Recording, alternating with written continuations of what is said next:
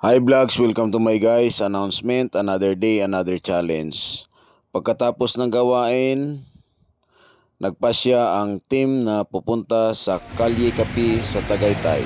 Salamat sa nag-sponsor.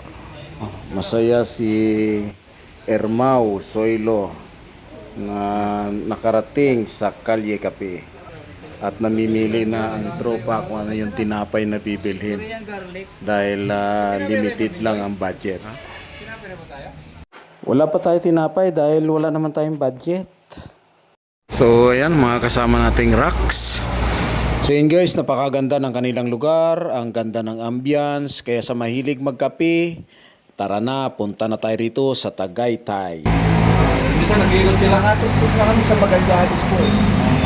Pagkatapos ng video at picture, oras na para tikman ang kanilang masarap na roasted almond. Isa lang. Wow! Grabe. You know.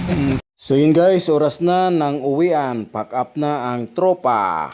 Shoutout sa lahat ng kapatid sa buong mundo. Always ride safe. Salamat po sa Diyos.